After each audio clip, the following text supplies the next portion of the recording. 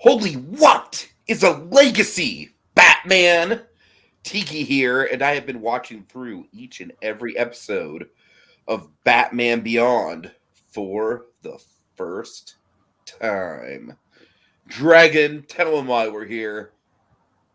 Well, you see, folks, long ago, I made a vow to educate Tiki in the ways of Batman the Animated Series, serving as his spirit guide to Gotham in a way, but that was the past, and we must now enter the Batman's future. And tonight, folks, get out your inside out tissues because it's the end of an era. We're talking the very last episode of Batcave Beyond, animated Batcave or otherwise. It is simply Epilogue. All right.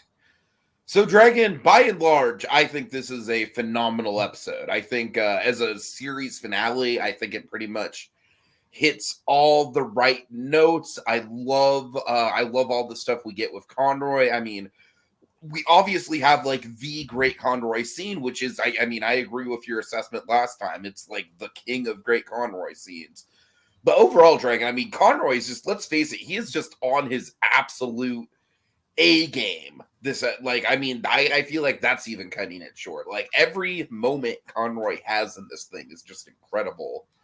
I will say though, with Code Geass, I'm not going to read your comment right off the bat because we want to kind of keep it fluid, but I'll get back to it when we get to it.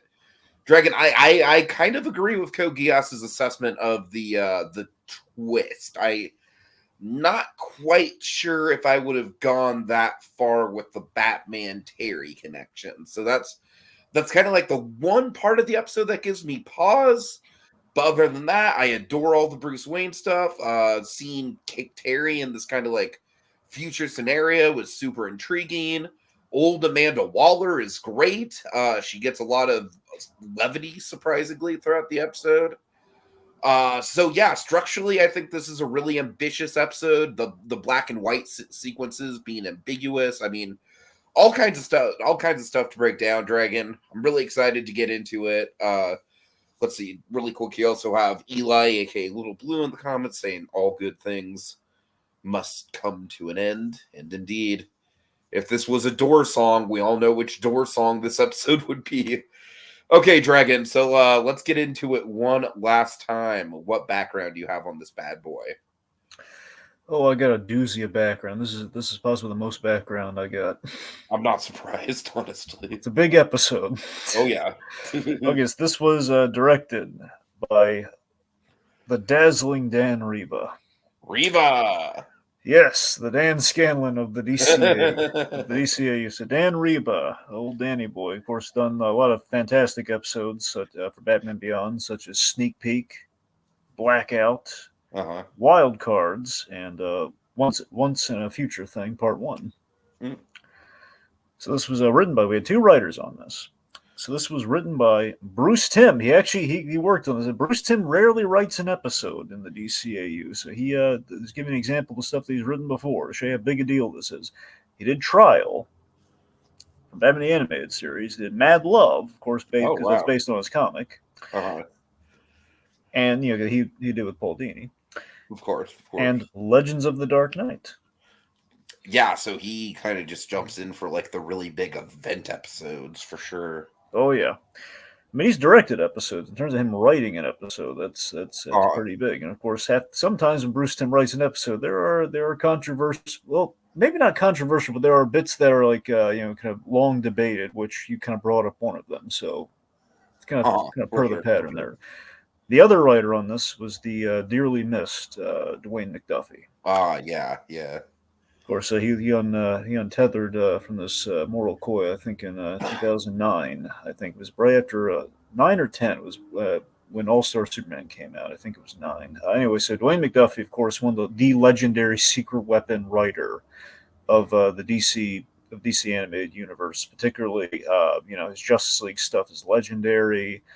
In terms of kind of the crossover here, he did both parts of a Once in a Future Thing. Mm-hmm. Wild Cards, big episode, which of course introduces a big character who comes back here. Doomsday Sanction, which is one of the most memorable kind of Batman Amanda Waller episodes. Oh yeah, definitely. And he did the other ending to the DCAU with Destroyer, like the actual last episode. So the studio worked on this. Tiki, are you sitting near the fainting couch? The fainting couch. Yes, Dragon. One last time, shock me. Okay, the animation studio that brought this episode into existence was Dong Woo. Oh, wow. Okay. Aha! What a twist. Yes, Dongwu Animation Limited did this episode. They had also done episodes such some of the best episodes from Justice League, such as Wild Cards and A Better World. Mm.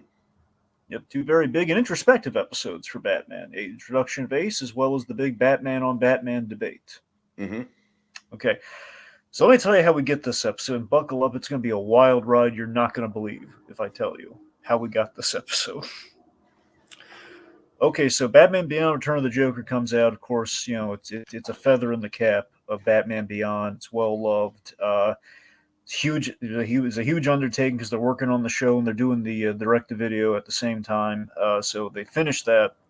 Bruce Timm and Glenn Murakami. This is kind of like they're doing that at the top of season 2. So by the time it's over, they're reaching into kind of like we're getting into season 3 essentially. And Bruce Timm and Glenn Murakami. They're brainstorming. They're kind of saying, it'd be really nice to do another direct-to-video. What will we do for a story? And they're kind of going back and forth. They kind of land on this idea, which was another big event story. Essentially, the one that gained the most traction it was inspired by this book called The Boys from Brazil.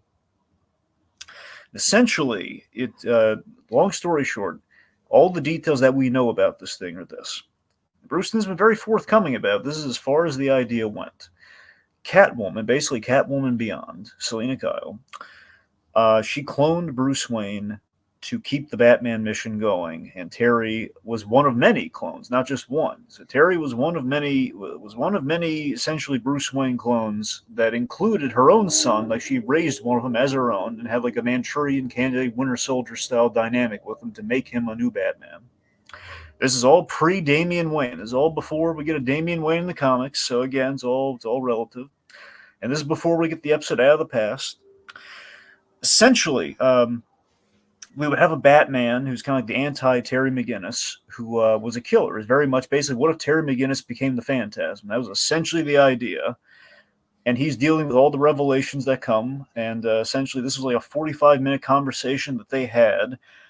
And, then basically Return of the Joker, it underperformed. The whole PG-13 kind of like, the censored version, the uncensored version, the whole post-Columbine kind of like to-do there that happened. But basically, they went a little too dark, and they got a wrath for it. Like, we have to go back, we have to edit the movie so it's more kind of family friendly. We're going to electrocute the Joker instead of shoot him, doing all that. So basically, the idea got kind of shelved indefinitely, and this again, coupled with the story, as you can kind of tell, was getting really dark. Where the idea is like Catwoman's going around and she's killing off all the parents of these Bruce Wayne clones. It was really dark, and again, all speculated, all just kind of back and forth, just kind of spitballing. Nothing was like 100% locked in. This is just like the idea that was kind of storming around the room for like 45 minutes before they kind of shelved it. So. Ideas on a shelf, it's laying dormant. Justice League Unlimited, years later, it wraps up. They have a season finale because Justice League was the show where they started doing finales versus just kind of like filling a season order. And they had a really good season finale for all the Cadmus stuff. Again, it's like if they didn't come back, they still would have been in good shape. And this is yet again the pattern continuing in the DCAU. We have no idea if we're coming back for more, so we got to throw the kitchen sink in there. We got to end it like definitively. Mm-hmm. And basically Bruce Timm is a huge lifelong Buffy the Vampire Slayer fan. Essentially, Buffy, I think for one of their seasons, they had an episode that probably was like a bonus epilogue episode at the end of the season. I gave Bruce Timm the idea of like, okay, let's do an epilogue then because we have kind of our finale. Let's try working something that if we never come back, we've said all we need to, and we kind of amend the fact that Batman Beyond was before we kind of determined, okay, we got to give these seasons finales. It was. Like let's fix the big error with a show that we really loved with Batman Beyond. Let's give it a proper finale, and then by proxy, because it's in the future, it can serve as the end of the entire DCAU as we know it. And again, just the safety net, given like, okay, well, if we do need another ending, we'll be able to do it in present day with Destroyer, which is exactly what they did. Sure, nice. So Bruce Timm, he basically dusted off the direct-to-video idea as the jumping-off point, which essentially almost everything from that idea, again, was retrofit and reconfigured with once Dwayne McDuffie was brought on board. Like, he added the pathos and the Amanda Waller stuff. And one last side note. Ironically, this is part you're not going to believe. Ironically, so in 2010, Tiki Reese, the last thing that we covered was 10,000 Clowns, right? Sure. Adam Beechin wrote that, and I mentioned he had done two other, like, it was like he was doing the Batman Beyond comics, and that was like the third big arc that he did. The first time he started writing Batman Beyond, he did a story called Hush Beyond, which basically brought Hush and did a Beyond version of Hush. And that story, very, very similar. When I say very, I mean very similar to the original direct-to-video plan, with an old Batman villain basically comes back. There's a lot of clones involved, and basically the plot of that is also we're killing Batman Beyond villains, which essentially happens in that story, and basically was the plan for the direct-to-video. So if you ever want to see kind of what that version of a big event Batman Beyond sort of would have been, read Hush Beyond. And basically Adam Beechin, in response to this, said it was completely... He swears it was completely coincidental because he watched Epilogue like the rest of us. He was inspired by Epilogue, which was inspired by the story that he made to be almost identical to what Epilogue was. Right. Crazy, right? Yeah. There we go. Okay, you're all caught up. Right. Kokios, we will get to your comments, but I want to wait until we get to the actual reveal, just so we're not like jumping around too much in the episode proper. He has things to say about the twist.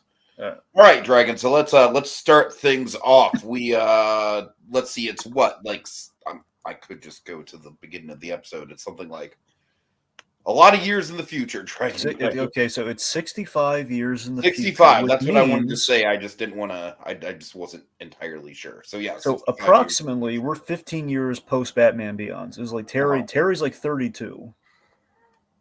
Okay. Yeah, so we see a shadowy figure breaking into a manor, or I don't really know. A manor, one could say. Right.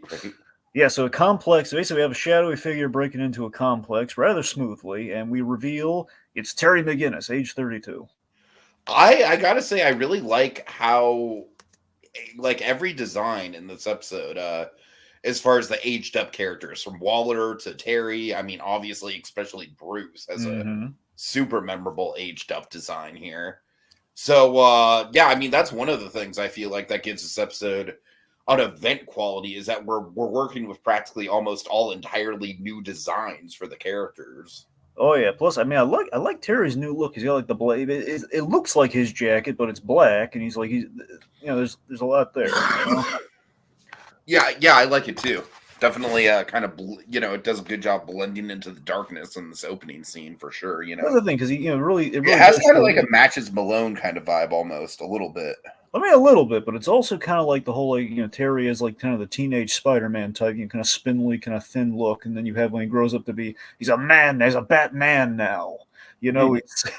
If you look at the costume later, you'll kind of notice the bat symbol is a little smaller on the suit. Now, that can be one of two reasons. One, you could read it as, well, it's a new suit. You probably just got an upgrade to the suit, which I think is it's the easiest way to read it. However, you could look at it, and this is a stretch, mind you, a literal stretch. He bulked up and he grew up in the suit, so the bat symbol got smaller. That's kind of the vibe I get from it. Yeah. Anyway, so Terry with T-shirts that I buy, Oh yeah. All right, so Terry, was sporting his new look and everything. He is greeted by an aged Amanda Waller. This is her complex, her guarded kind of mansion that her infinite government money bought her. Mm-hmm. So yeah, now again, the whole reason, like, why Amanda Waller? Well, Justice League Unlimited season 1 was all about Cadmus and basically Amanda Waller and dealing with Batman and the Justice League and the whole, like, the whole basically kind of the Registration Act before we really full on had the Registration Act kind of a vibe, Mm-hmm. All right, so she's been expecting him. So this is a big story, and also the one we got to highlight CCH Pounder and her performance in this. Of course, CCH Pounder's always been a great Amanda Waller, and this is some of her finest stuff. No, I mean, much like Conroy, I really feel like the performance goes out of its way to, to just really emphasize the passage of time. Like, I like how this Amanda Waller is almost like in her old age, she's almost a little bit more playful than she was back then. It's Well, almost like, absolutely. That's the thing. like She's yeah, wizened. I like how through the hindsight of age, she's kind of like learned to let things go a little bit.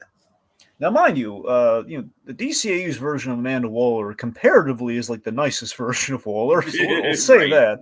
But no seriousness though. I mean, yeah, I mean, she still did shady things. I mean, she had more of a conscience in the DCAU, but still, she did those shady things, and she owns up to that, as we see later in the episode. But she's gone through an arc that we see in season 1 of JLU, and the idea is like over the years she's probably gone through a metamorphosis to this point as well. Mm-hmm. Being around the bend, age brings wisdom and contemplation. Okay, so we have so let's talk about the black and white flashback kind of what if structure of this episode. Yeah, I mean, you sent me a message earlier today just saying like, hey, just so you know, like the flashbacks, the black and white stuff may or may not have happened. And I think this is a really great example of kind of like using the unreliable narrator trope, Yeah. Where so basically I assume what's happening is we're essentially getting like the perspective of Terry, but it's in the unreliable narrator side of things, specifically because like you don't know if what he like, because Dragon, like, especially like what goes down specifically with Bruce Wayne in this scene, it's like I just can't, like, I can't imagine Bruce Wayne being this cold. But what I can imagine is I can imagine Terry kind of like picturing the coldness in his head, how people interpret tone maybe differently than people might intend it, that sort of thing. Yeah, so yeah, go ahead. Okay, so this was based off an episode of Firefly, which again, Bruce Timm was a huge Joss Whedon fan, so he very much, he kind of, that's where he got a lot of the inspiration with the whole Buffy thing, the Firefly thing here. So basically, I can't really speak to it personally, but it sounds like there was an episode of Firefly that played with a flashback structure, or like kind of a what if ambiguous structure, kind of like this. Mm-hmm. And I think it does kind of speak to the whole thing of like sometimes when we know we're going to have like big conflicts with a lot of inner turmoil, we kind of plot out the conversation in our heads or imagine how it might go. Sure. Right. That's essentially what's happening here. So it is ambiguous, where you could argue it did happen, but there is a bit of evidence towards the very end. If you pay really close attention, I think, and Dwayne McDuffie's essentially conversant, he's one of the two writers. Like Bruce Timm's argument says, it's ambiguous, where Dwayne McDuffie's pretty much said, yeah, Dwayne McDuffie says this is what Terry imagines would happen during the conversations. It's him like playing like a what if worst case scenario kind of a thing. So essentially the whole episode, Terry's kind of like contemplating. Yeah, he is thinking about quitting. He's not actually like pulled the rug out yet. Yeah, that's the thing. He's imagined like these are the conversations he would have. Like for example, even the flashbacks are kind of out of order because you played it chronologically. It would go.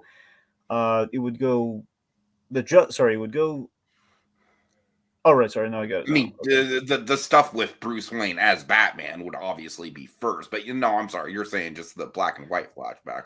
Yeah, the way the black and white stuff would go would be, I'm just saying, like, they're a little out of order if you want to play it really chronological, because I think it would go, I want to say broke up with Dana, then the Justice League, then Bruce. I think that's how it would like chronologically go in terms of what we are presented with. But again, it's like it's not supposed to be like fully linear because it's just like him like imagining like these are conversations he would have to have. It's like a stream of consciousness sort of approach. Yeah, exactly. And again, this is what he's going through after he's found out the revelation. He's thinking about all these things while and again, the editing of the episode is really great with kind of how we're interweaving that too. So that's kind of fun. Anyway, so. Basically, he's deciding, he's basically leaning towards quitting being Batman after this inner betrayal that he's feeling, kind of soaring through those emotions. Which, by the way, one other thing I got to tell you about this is important about the black and white flashbacks. Okay, all of these black and white scenes. I mean, possibly, look, with the exception of the one with the JOU, all these black and white scenes were from the Catwoman pitch that I laid out there. All these exact scenes, like they were put into that original pitch. They retrofitted them to basically fit the episode. But even if you took them out of context, they would still play within the Catwoman version. Mm-hmm. Basically, these are the scenes that would have... Anyway. Okay, so we have a great way to start the episode off. Upset older Terry. Like he walks up to the think about it. He walks up to the to the grandfather clock. Unmasked, we see he's older now, just suddenly, and he smashes the grandfather clock. Right. And we see Bruce Wayne, age 95. Mm-hmm. Which, by the way, fun fact: this design of Bruce Wayne was the original design of Bruce Wayne they scrapped.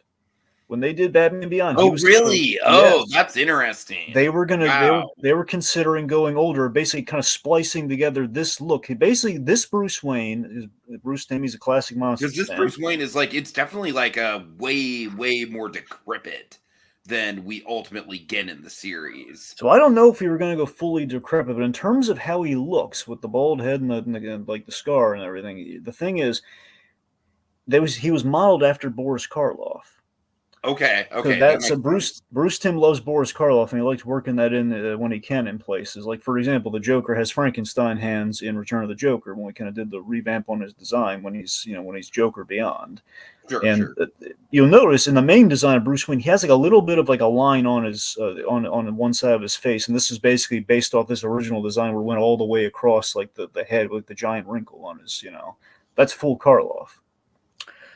Anyway, so the point being is that they kind of dusted off a lot of old concepts here. Anyway, so he's upset with Bruce, and again, this is Terry's presumption that Bruce intentionally knew this the whole time, and he's basically, Bruce would probably deny things, and he would basically be playing it very cold and callous, where it's played here that Bruce Wayne knew the truth, but might not have figured it out until after the fact. Which, by the way, in the episode it's also implied there's a chance Bruce Wayne figured it out, but he withheld the information to protect Terry, not to manipulate him. Though that's the difference. No, I mean that's usually 99% of the time when Bruce Wayne's holding information from someone, the protection is what he's got in mind. Yeah, but I like tone-wise, you can kind of see this is Terry playing Bruce Wayne at his worst. If Bruce Wayne lived up to everything, especially if it's a hypothetical what if for how, because it's almost kind of one of those things where it's if you're kind of debating in your head if you should ask for a raise at your job or something. And the worst case scenario is just what the fuck? What makes you think you would deserve a raise? Yeah. So that's the thing. So basically, the scene that plays out right now is essentially based on everything throughout the whole series of Batman Beyond. Everyone's been telling him the horror stories of Bruce Wayne, how he chased everyone away through his dedication to the missions. This is basically Terry, on the receiving end of it, putting himself in the position of those people, and he mentions them by name here. He mentions Tim, Barbara, Selena, and Dick, and just so you know, okay. Oh God, here we go. One last time for prosperity's sake. Okay, so Dick is short for Dick Grayson, and Dick Grayson, when abbreviated, is DG. And just so I don't throw you here, okay, Dick Grayson, aka DG, was Nightwing, who, get this, was Robin from the start. Oh my God! All right, thank you. Okay, do you got it? Do I need to draw the flow chart? Do I need to get the slides again? I think I got it. Okay. Anyway, point being, Dick, Tim, Barbara, Selena, they all warned him that they all left you, Bruce. Do you ever wonder why? And then we have the great Conroy here yet again, being brilliant, okay? Because we've seen him play old Bruce. Bruce. His voice is so much more raspy than it used to be, I mean, it's truly voice acting with a capital A. Absolutely. This is him playing the oldest version of Bruce Wayne we're ever going to see. Age 95, and there's the rasp, and there's also, I hear my favorite delivery one of my favorite deliveries on Connery's in terms of performance here is not for an instant they quit because they didn't have the heart. The way he emphasizes the heart. The heart. He's doing the old guy thing. They didn't have the heart. Right. And what about you? And this is where it gets really callous. You about to quit too? Doesn't really surprise me. It's oh my God, it's such a brutal confrontation. No, that's exactly when you're thinking okay, this is clearly Bruce is not thinking straight here. You know what I mean? This but is also it's an old Bruce would actually react to the situation. However, it is an older Batman. It's an older Bruce Wayne though. He's 95. That maybe he's got he's getting crankier. He's getting it's possible. Yeah, I mean that's true. That's the thing. He could have gotten worse with age there. Mm-hmm. All right. Anyway, so they're having this confrontation here, and we edit between Terry's what ifs to he's to Waller, basically trying to get to the bottom of it here. So Amanda Waller explains that she's been expecting this day for years. She's very kindly, which again, I love. It's a little disquieting for her that she's this nice, given it's Amanda Waller. Right. Also, we got to talk about the transitions, man. Yes. Yeah. So let's see with the transition back from Bruce to Waller. Bruce says it doesn't surprise me, and then Terry's like, it doesn't. And then we cut back to Waller saying, no, I've been expecting this day for years. So, yeah, the stream of consciousness kind of flowing from past to present. That's really well done here. Yep, so of course he has questions, and she's offering, and she's pulling kind of a Yoda here. It's kind of like through pleasantries. She's kind of like, well, you're going to have to, she offers him green tea. It's supposed to help you live longer. Mm-hmm. And the whole thing is like, well, it's been a long time since I've had a gentleman caller to entertain me. So this bit always breaks the heart here. Well, it breaks the teacup, but also breaks the heart. Where basically he says, "I don't want any tea." He slaps. This is Howard Hamlin's worst nightmare. Teenager Terry at that moment. This is Howard Hamlin's worst nightmare, by the way. Oh God! I don't want any tea. He slaps it, then it falls across. And yeah, I love how instantly bad he feels about it, though. He's not just being he's not being super moody. It was a heat of the moment kind of thing. Right. Yeah. Also, again, it's like she's withholding information. He's going, he's had a rough. Oh, it was only my mother's teacup. She passed it down from me for like decades at least. We'll just hold on. We're going to get to that. We got to talk about the next interwoven flashback. Because when the teacup shatters, he says, "I'm sorry," and we cut to him saying, "I'm sorry," as he's breaking up with Dana. Yeah. So this you've had a lot to chew on. Dana. I mean, I think this scene definitely packs a punch as far as. I don't think the scene would have the impact that it does without having that context with the comic. Yep.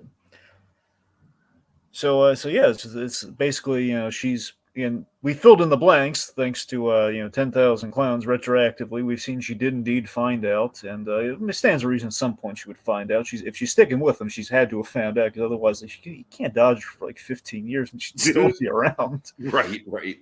Anyway, so they're breaking up because, at this point, so the idea is he's learned what he's learned, and it's basically like, okay, I'm stuck in this lifestyle, or at the very least, like my whole destiny's been kind of fated, and it's been preordained, and I can't drag her into this. And he feels that being Batman is a curse. Mm-hmm. So he's cutting the connections. He's taking the choice out of her hands, even though she's like more than willing to stick around and to save the rest. It's a sad scene, and like yet again, he's kicking poor Dana to the curb, even in this what if future. I know, right? That comic is like the one time Dana actually got to shine, unfortunately. Now, what do you think of the black and white? Do you think there's a little bit of exaggeration going on here? Because I don't get the sense of that. I think it's a little bit more like that's just like a clear-cut memory. Okay, so my read on it, just based on, again, there's a couple clues too. If you look at how the episode ends, all the scenes that we see that would, in theory, connect to these scenes, they would play a little rougher had the breakups. Essentially, they're two breakup scenes. Had the breakup scenes occurred the way they did, like I don't know if they'd be able to like band-aid that quick, Right, so right. That implies to me that this is just like Terry has definitely imagined this breakup conversation because he loves Dana. He doesn't want to do this to her, but he feels like he's going to have to. And it's, Dana's just kind of writing off, like, blah, blah, blah. We've had this conversation many times. I think maybe psychologically speaks to, it's a mental conversation he's had many times with it. Maybe he hasn't had the Okay.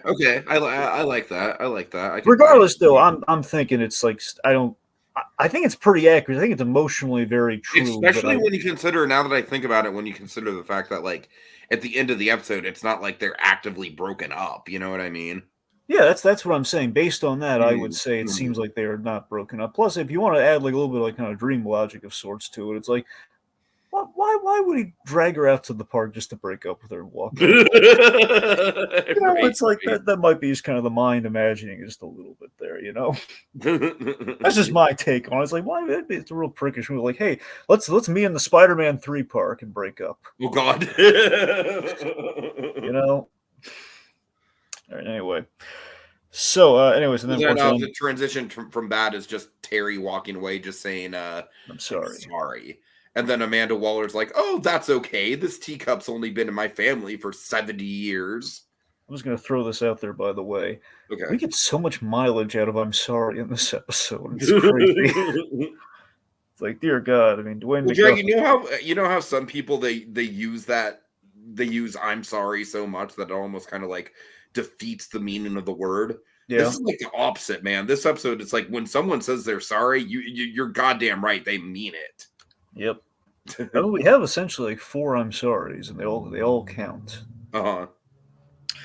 All right, let's see. So then we have this Amanda Waller guilting him over like the 70-year-old teacup from her mom. It's just this really funny. Amanda Waller's like guilting him over it while Terry's like. Amanda Waller has almost got like, she's almost got a little bit of like Eartha Kitt Yzma energy to her. Absolutely. As far as just being like a feisty old lady, you know what I mean? Sure. And again, it's the fact she's been like this dour. She's been very dour in the past, and now she's just like, she's lightened up considerably. Just the whole. Uh-huh. But again, she's like, it's in the face of, I know what this kid's going through. I'm going to try and lighten the mood a little bit for him here. Sure. Yeah, where he's basically laying out his internal conflict that he's struggling with. The whole, like, how can you be your own man living someone else's life, which is the big theme of the episode that he is dealing with. All right, Dragon, I'm gonna stop really quick just to go over some comments here. Let's see. We have Little Blue saying, perfect timing that this has come to an end as Batman recently received his star on the Hollywood Walk of Fame. Yeah. You know what, Eli? I'm just going to go ahead and say we planned that the whole time. That was totally intentional. Yeah, we took 10 years just for this. A 10-year process. Our long con has been revealed. Our long Conroy, one could say. I don't know why that got me as much as it did. Oh, that's good wordplay. All right. Kogia says, I think that Alfred's the one person that didn't leave Bruce. We have a new person, Galvatron, over 9,000. I like that username. That's over 9,000? Over 9,000.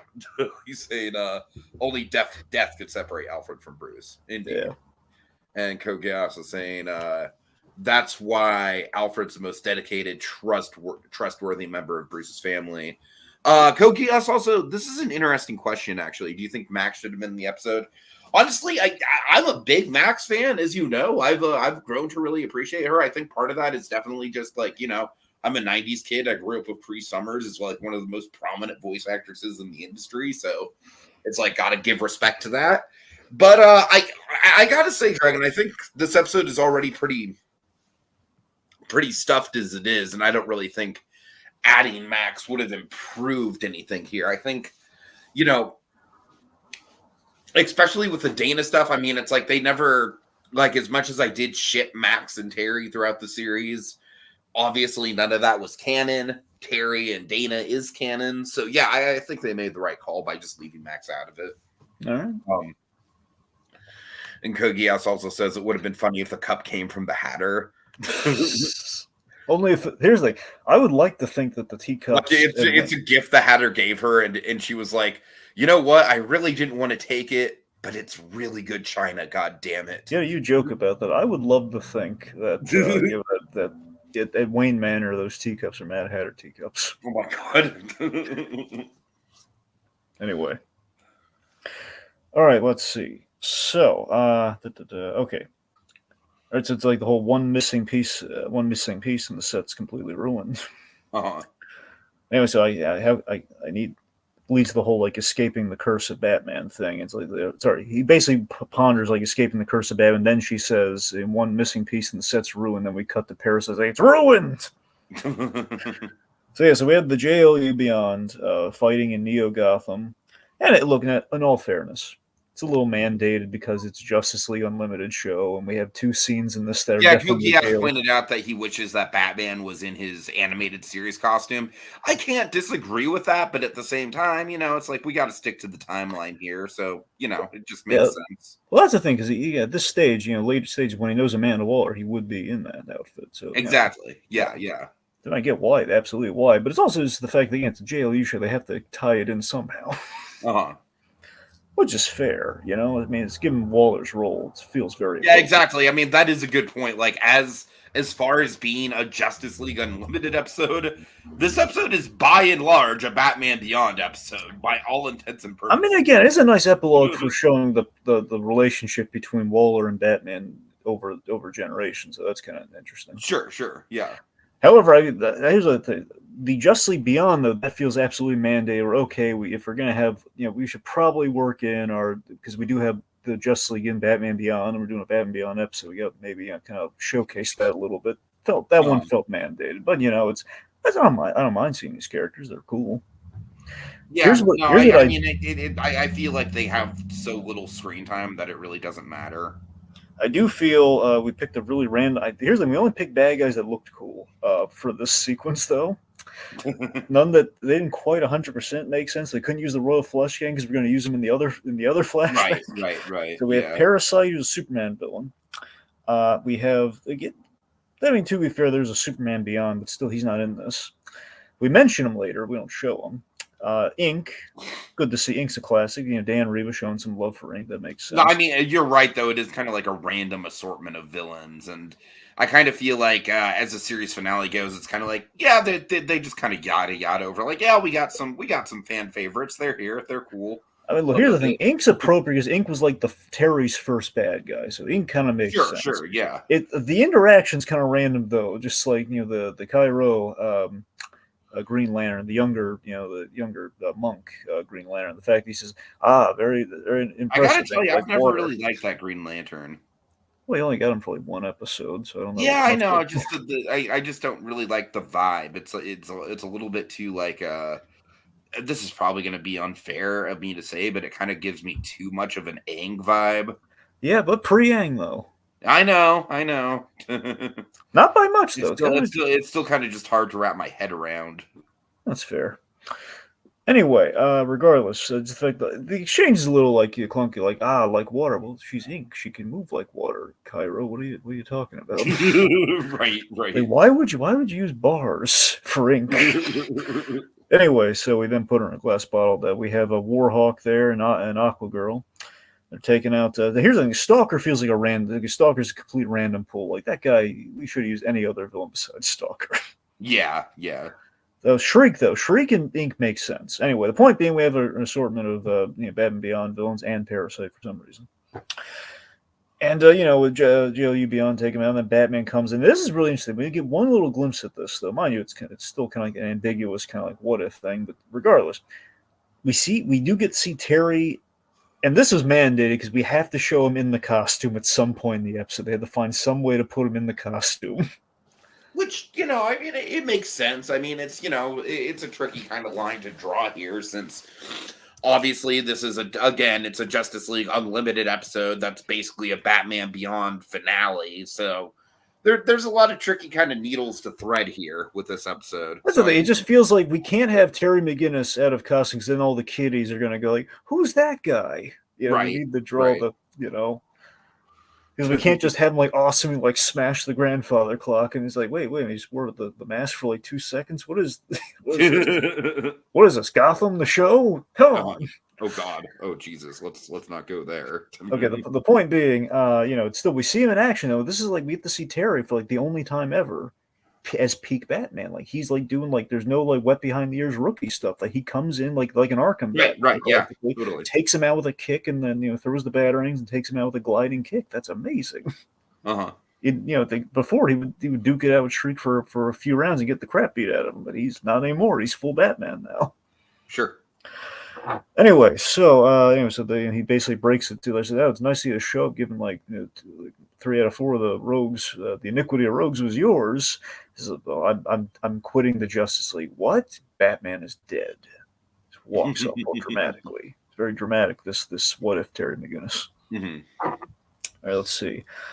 So Amanda Waller, she's as between acts, we're using like the futuristic Roomba here to a little bit, yeah. We have the spilled tea. It's God, you're gonna hate this. She's it's the futurist. They like Nostradamus. They predicted the spilled the tea adage. She spilled the tea. And she has all the plot details. No, So, you're right. You're right. I mean, I'm not gonna lie. I was kind of thinking the same thing. yep. So you're Anyway, not too far off. okay, so Amanda Waller asked how he figured it out. Uh-huh. And we revealed that a few months ago, and this is the main reason I had you, part of the reason I had you read 10,000 Clowns Here's too, is he figured it out because a few months ago, Bruce's kidneys failed. And he needed a tissue Right, donor. right. That definitely did help with some context there for So sure. was the fact that Bruce Wayne is having failing health, and he would have stuff like this happen, especially in his advancing years. So the whole kidney failure thing, and the idea that they would clone, they would clone tissue. Basically, they take tissue samples. There'd be like a tissue donor, and they would clone that to make them new kidneys, which is kind of a cool futuristic idea, by the way. We usually take samples and then clone them from there. Mm-hmm. Like the liver in 10,000 Clowns, the liver can't be cloned, but they said other organs could be cloned. That's in reference to this episode. Mm-hmm. Anyway, so he found out that he was a perfect match, which like a histocompatibility match. Do you know what the odds of that are? And we cut to Bruce Wayne said 111 to 1. So he took a DNA test and he found out the truth that Bruce Wayne is his biological father. Oh my god. All right, so Dragon, should we break down some of Kogias's comments here now or what? Well, just give it 1 minute, and we're about to get to like the big. We got to get to the dramatic line, then we'll break down all. Okay, go ahead. We got to get to the dramatic line. Okay, so Will Friedle's performance here is this is top tier, right? I mean, love the way Will Friedle's doing this. Oh, sure, yeah. Which on the rewatch, like years later, rewatching this, it does kind of occur to me. I think what Will Friedle's doing is he's trying to sound like young Bruce, like kind of the young Bruce Wayne from Batman the Animated Series in his timbre as like adult Terry. I can Because I can kind of see like Bruce Wayne like having his big crisis in Phantasm, kind of sounding a lot like Terry here, and he's just kind of yelling. It's like Alfred, I don't know, I just don't know, kind of like that kind of conversation. Sure. Anyway, so Terry says, I was 16 when you met me. I looked up to you, even if I wouldn't admit it. Worshipped you. And this is like what he wanted from me. I couldn't give anyone else. My then we have this is the scene I want to highlight. He says, my dad wasn't a superhero. He didn't save the world from the near apocalypse of '09. We mentioned it again. Right. Again, 2 mentions. That's the spinoff I wanted. That's the comic I want. Give me Apocalypse of '09. That would be a good spinoff. Dear God. I want an animated movie. Now it's not possible, but I want that, I want that as a comic somewhere along the lines. I got to see that near Deanie, please. Uh-huh.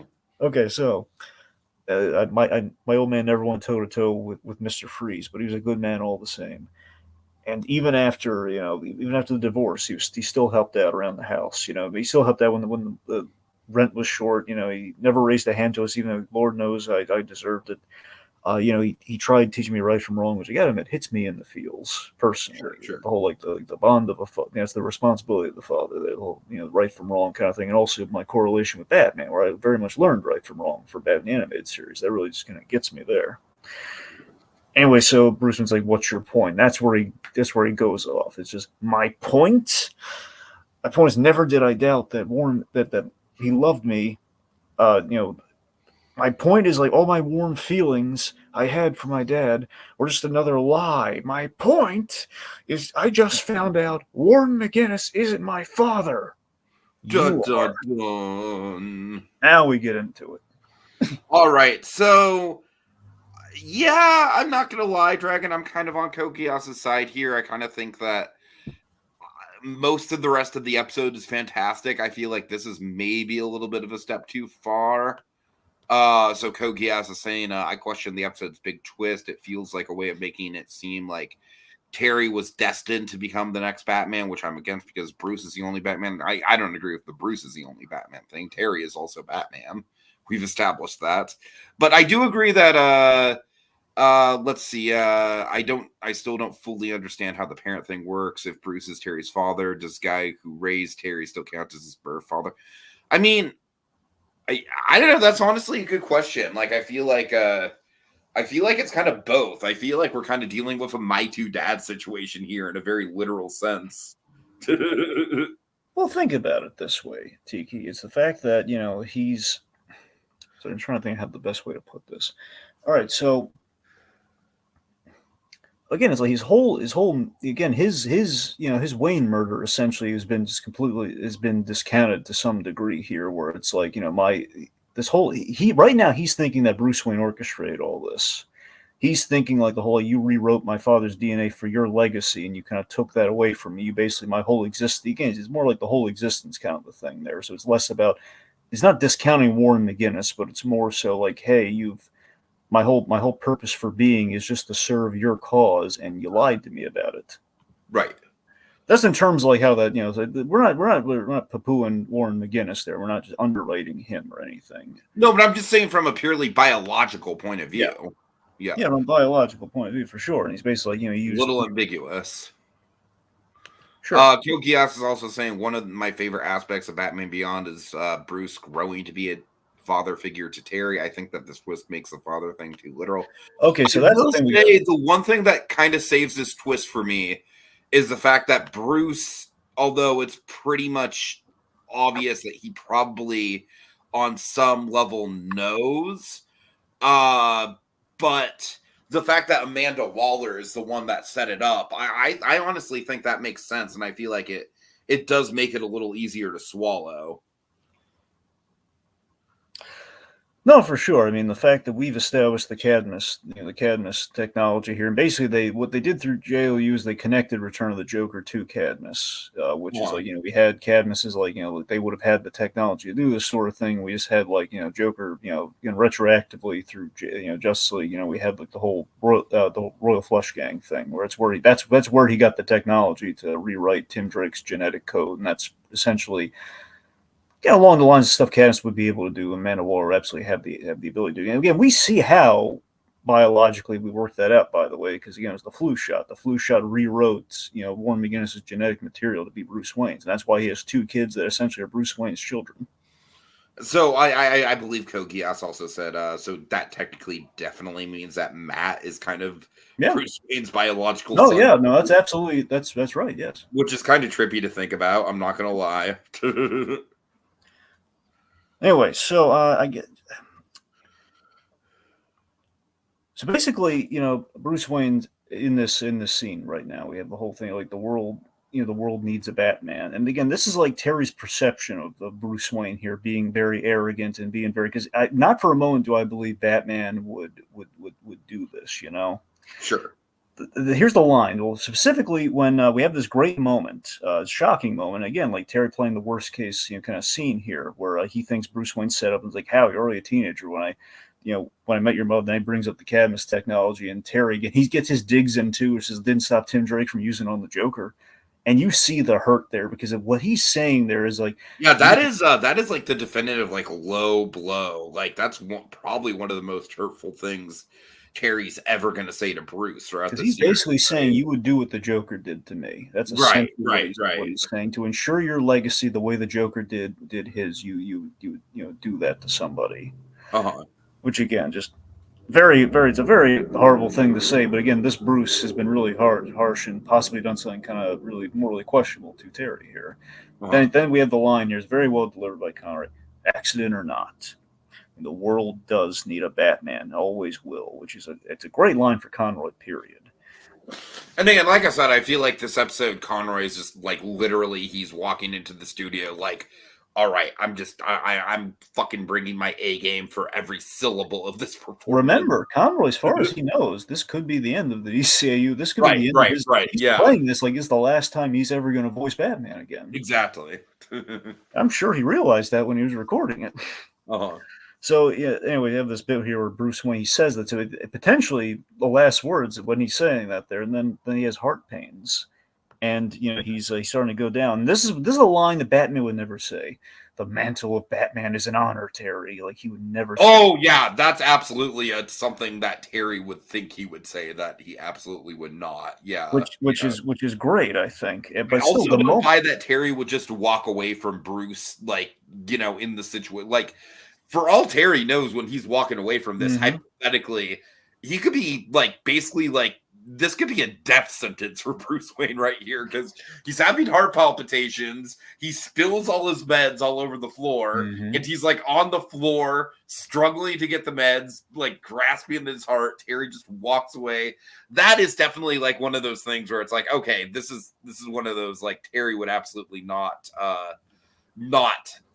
actually do this in real life. We got to unpack. Oh, there's a lot of stuff to unpack here, okay, because it's really important. Okay, so very significant. It's a shocking moment. It's a great emotional moment too, where he's going down. He's just see Bruce Wayne as a 95-year-old man. He's in this completely helpless position. We've never seen him at not dating back till Rebirth. Remember, we think about symbolically what we're doing here is it's Bruce Wayne on his heels having kind of a heart crisis. And Batman is turning his back on him, which essentially is like the whole, he's having a heart attack when his last night is Batman. And then, the whole never again moment. It's kind of a splicing of those two moments. Again, it's kind of Bruce Wayne on the ground, kind of like, in parallel, that is as lowest point. And, which of course was like about to kill a guy with a gun. Which caused him to retire from being Batman.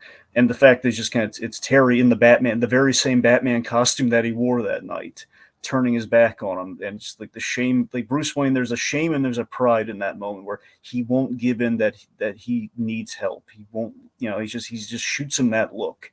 And the fact that Terry stops to look back, it just shows that this is how Terry's feeling right now, where it's like, do I leave him or do I not? And he says some hurtful things to him too. He says, you know what? Everyone was right. Everyone was right, old man.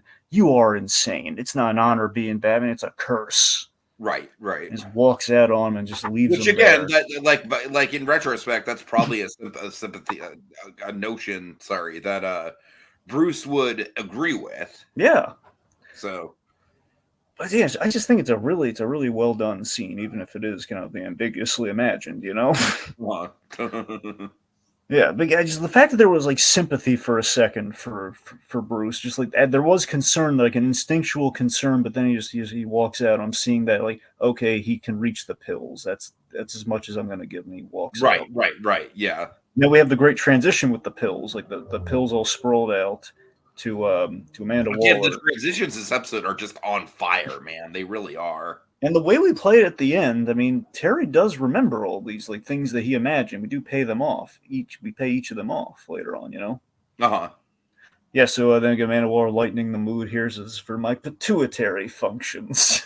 I don't even know what this one does. Oh, right, Alzheimer's. Quick, Amanda, draw a clock. Anyway, So Terry, Terry doesn't trust Bruce anymore. So he thinks Amanda Waller is like the only like reliable source of information he's going to get. Thinking that nothing stops Bruce from the mission. That's why he did all this. And then we get the Ace story from J. We go back to JLU for the Ace story. All right. Really quick, I'm going to shout out a couple comments here. We got Galvatron over 9,000 saying, I'd argue Bruce is the Batman most people think of. That's absolutely true, Galvatron, for sure. It's like Code Geass and us have kind of had a running thing, like pretty much the entire time that we've been covering animated Batcave, where Code Geass just doesn't view Terry McGinnis as a Batman at all. Not to call Code Geass out or anything, but I by and large think like literally the whole mission statement of Batman Beyond as a series is kind of proving that yes, Terry is in fact Batman. Like, and I feel like so many episodes kind of like illustrate that kind of duality. So yeah, that's all we're talking about with the whole Terry is Batman thing. We also have recently deceased Sean Kelling here, saying Matt McGinnis Robin when? Well, that did happen in the comics, but not the Adam Beecham comics. That was I think it was Dan Jurgens' run on that and Beyond. That's when they kind of threw the whole like the kind of the rules of the universe out the window. The whole like, we're just gonna do it to bring back everyone. We're just gonna do all the unwritten rules. Like we're gonna have a Robin, and we're gonna have we'll bring in Damian Wayne, and we'll do all stuff like that. Mm-hmm. Wasn't bad. It was just kind of felt like that was always like the weird thing. Like we're breaking the bios. They actually Dan Jurgens brought back the actual Joker, like because they did kind of like his own version of Return of the Joker, which felt like, how can we can't top the original? Come on. Right. Anyway, Okay, so yes, let's get into it. The big scene. Yes. Well, real quick, I just want to a side note here. Again, Warren McGinnis, though, I do love Terry having those really nice. I mean, let's just acknowledge the design of young Warren McGinnis here. Obviously, very much a callback to Gordon, especially with the mustache. So that's a nice touch. I always appreciate Warren McGinnis is coincidentally always had a Jim Gordon. No, but I'm saying he's always had that. But I'm saying it's even more striking now in his younger years. He truly looks like he could be a Gordon. Yeah. I'm just saying, before, I just feel I didn't give Warren McGinnis his due there, where it just feels Terry, I love the way he spoke about his father and just really showing that, even though we don't get a lot of time Warren McGinnis in this show, but the fact that with the little screen time that we had, what he's saying here is going from the start to the finish of it. It's just there's really, you felt like you got to know that guy, didn't you? Oh, yeah, absolutely. There's a really human character there, and he wasn't perfect. He wasn't, again, fundamentally, is the whole thing of you find out Batman's your dad compared to your other dad. I like that the actual father is it's kind of Batman's my dad. Yeah. I'm sorry, I was trying to make a Dahmer joke. I don't know where I was going with that. I'm sorry. Okay, but you see what I mean? Batman. It's fact, fundamentally, kids always kind of want their parents to be superheroes, but I love that kind of. In this case, it's the reverse. It's the fact that his father, his non-biological father, was more a hero. They're both heroes in very different ways, and he looked up to both of them. And obviously, his non-biological father was the huge driving motivation for why he put on that suit and why he was compelled to, become Batman. Sure. Okay. So we'll get more into the whole genetics thing later on when we do the reveal there. But let's say, okay, so Ace. Okay, so when we do a flashback to classic DCAU within a Batman Beyond story, it's going to be big. Because the last time we did this was Return of the Joker with the whole Tim Drake, the last days of Tim Drake. Oh, yeah. So we basically learned the second or third, covering their bases, Royal Flush Gang. Because they wrote themselves into a corner with that one retroactively. Right. Basically, of course, the Royal Flush Gang was a Cadmus experiment, and Ace being the worst thing to come out of that, and basically because she's the most powerful of them, can get into people's minds and drove people insane. For a moment, drove the Joker sane.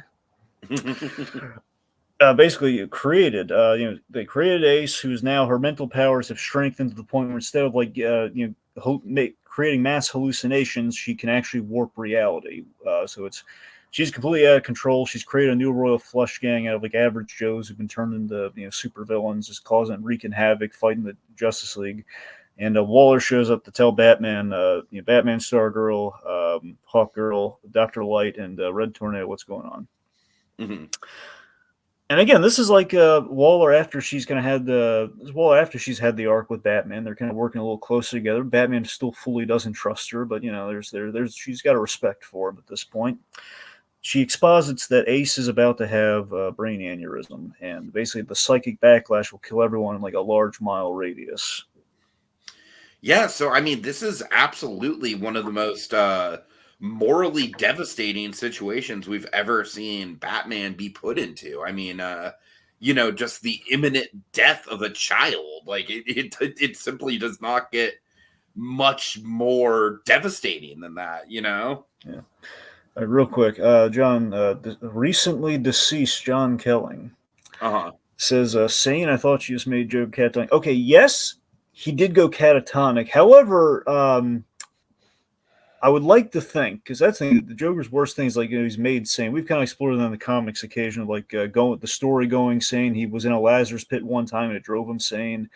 I argue that he was sane while catatonic, at least for a moment, because when the Joker screams, Mark Hamill kind of doesn't do the Joker scream. He does like Joker kind of as if he just Jack Napier, let's say, if he were just the non supervillain version of the Joker, playing as an average Joe, that kind of a scream, which was really haunting, by the way. So that's always been my take on that he was kind of sane in that moment while catatonic, which made it all the worse for him, temporarily at least, Anyway, so let's see what was. Oh, right, okay, so Amanda Waller has a device that essentially will kill her before the backlash happens and kills everyone. It's basically killed the girl. And it's like, come on, Amanda Waller. Like you're literally asking Batman to kill somebody. Like, well, remember, she didn't ask Batman though. Okay, she presented the device. Oh no, yeah, you're right. That's true. That's true. Now, here's what's interesting about this, Tiki. I'm going to give you a little factoid here. Okay, so Hawkgirl reaches for this thing. Now, in the past, there was an episode,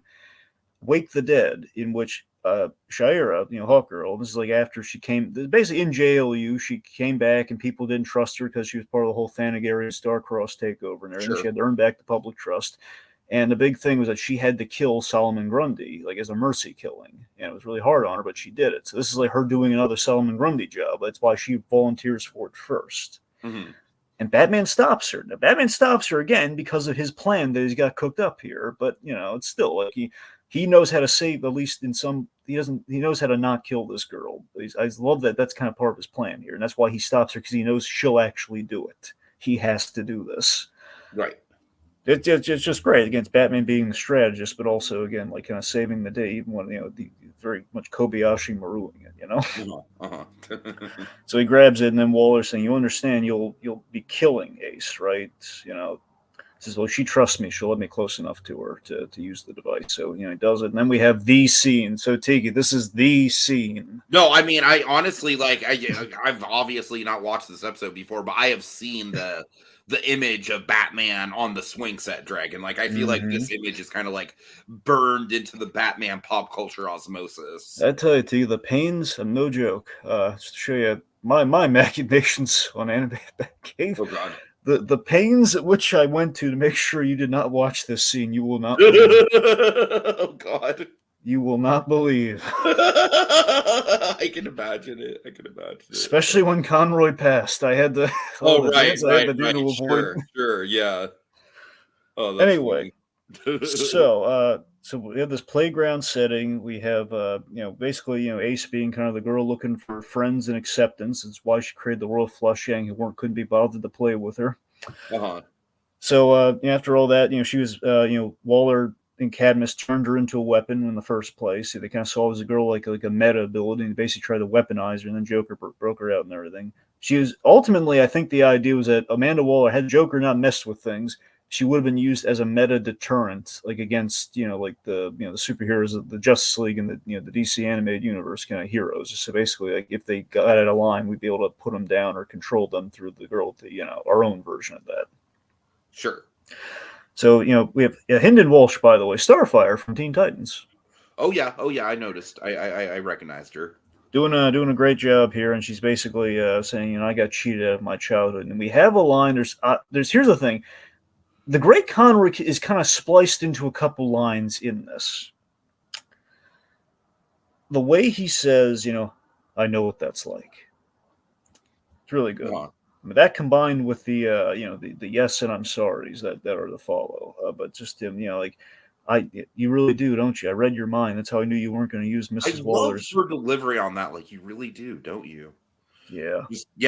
Oh man, such a good scene. Anyway, this is crazy. Even though Connor doesn't say anything in this exact moment, no. Oh my God, I was totally about to say the same thing. The moment where he reaches his hand out, that is the Great Conroy moment. I don't give a shit if he's not actually saying anything, Dragon. That is the ultimate Great Conroy moment. In all fairness, we padded it to build to that moment, so it's there. You feel it. So we have Great Conroy surrounding it. Sure. It's like a protective bubble. Uh-huh. But seriously, even before that, Tiki, he says, I know what that's like. And she says, you do, don't you? He doesn't say yes, but you see it on his face already. Then he tosses the weapon, and basically she says, basically what she's read in his mind. And I'm going to die, aren't I? Yes. I'm going to die pretty soon too, aren't I? Yes. Uh-huh. Will you stay with me? I'm scared. So this, oh my God, just stabs you right in the, right in the heart, right there. Just the fact that we have one of the most right in the kisser. Yeah.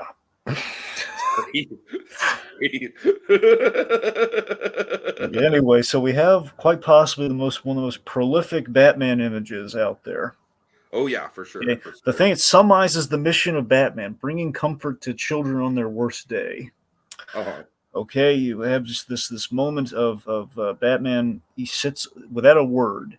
He sits on the swing set and extends his hand to Ace, who is about to die, and just he holds her hand, and it's just this beautiful. It's this beautiful unspoken moment between them, and it's everything you want Batman to be. And it's just it's again, it's him being there for the orphan child or the kid who's had the worst day of their life imaginable. Oh yeah, oh yeah.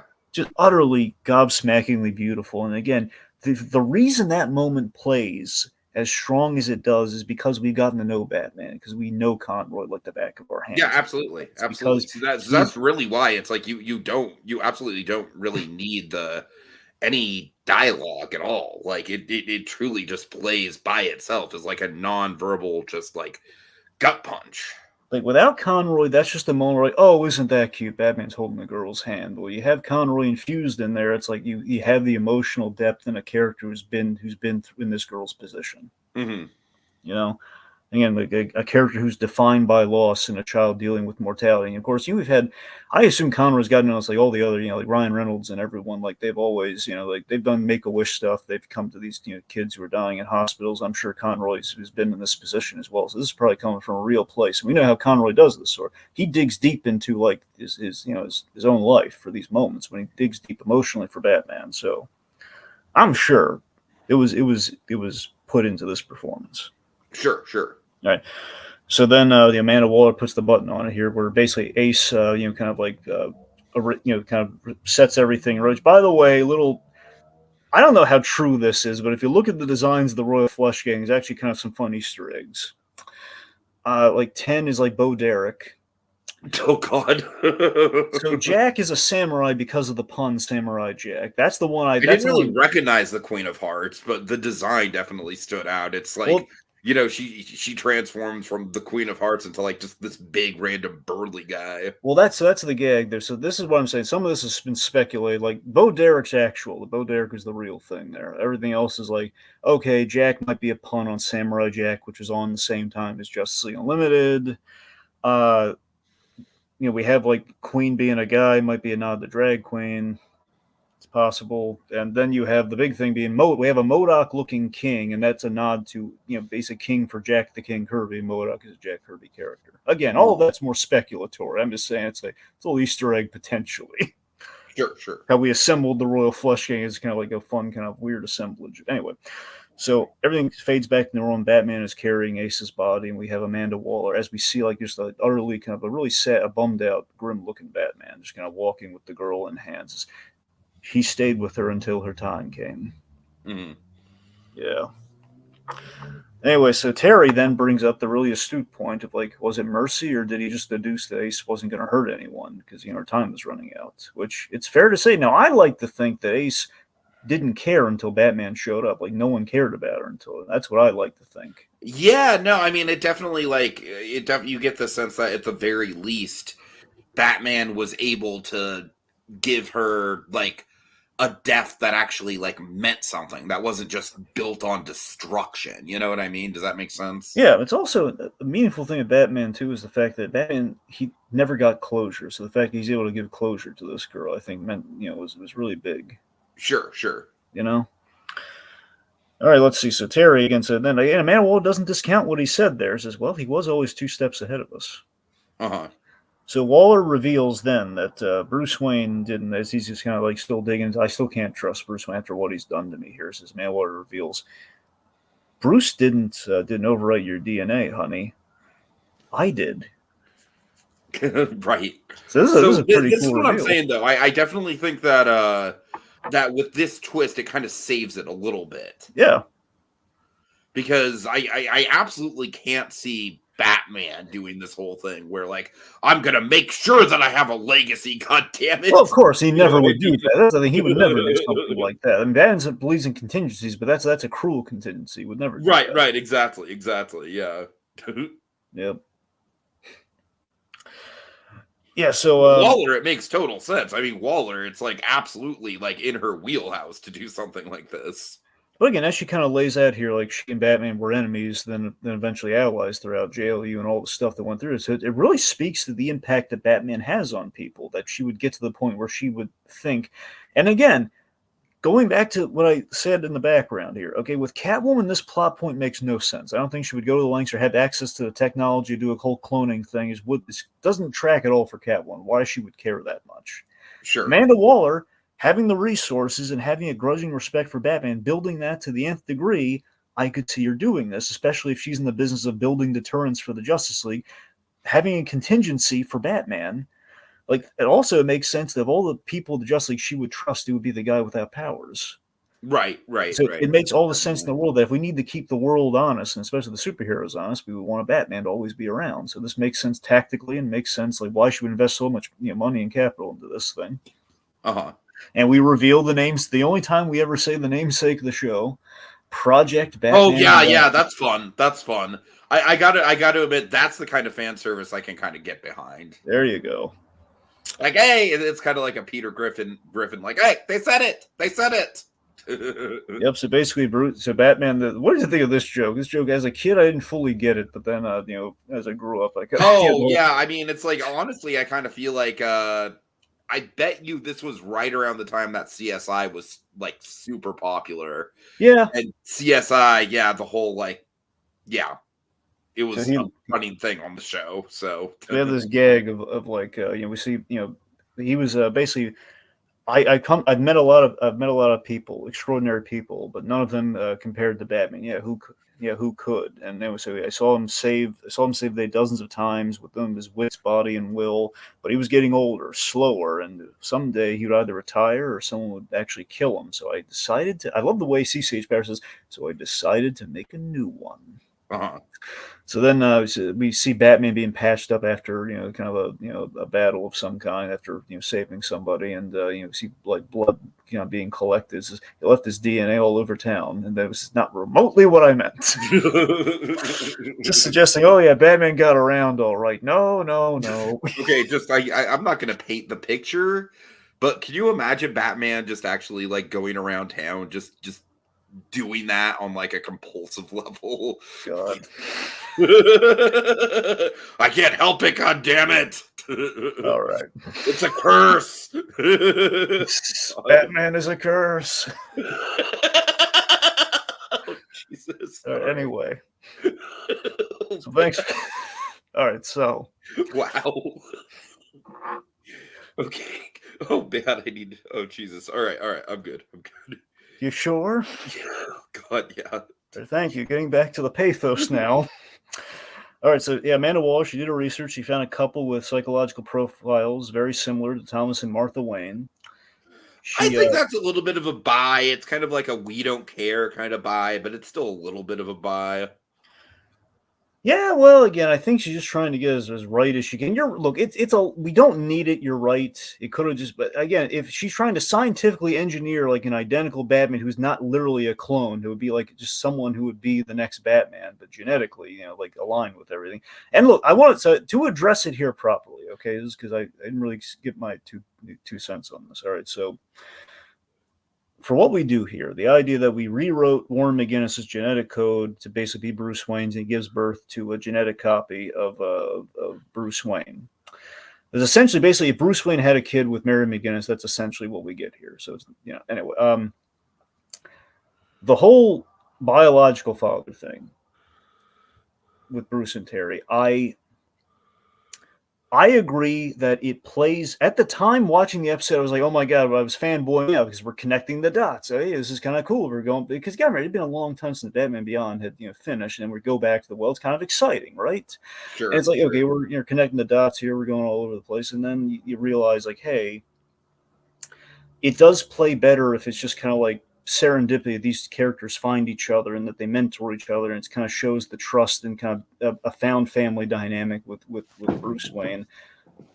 It does play better with them not being related. I have no doubt, and I do kind of feel that way still. But upon the rewatch and just kind of digesting it, I can appreciate the benefits we get here in terms of wrapping things up for Bruce Wayne, that he does get a family at the end of the day, but the fact that he may or may not know this, and he may not ever know this. Chances are he's figured it out, but it's like an unspoken It thing. might be one of between those things where it's like he's probably like on paper figured it out, but he doesn't actually want to acknowledge, kind of like how Gordon has figured out that Bruce Wayne is Batman, but he doesn't want to acknowledge it. You know what I Exactly. mean? So in that respect, I can get behind it because it doesn't really add or take away from it ultimately. Because again, Terry finds out towards the so far in the future, it's like retroactively, if you really want to split hairs, it's more like a foreshadow thing than it is like something's getting in the way of the narrative. Like we're not saying that they still don't find each other. And this is what Adam Beecham was getting into with 10,000 Clowns. The idea that Terry McGinnis is fated and predestined, it has a destiny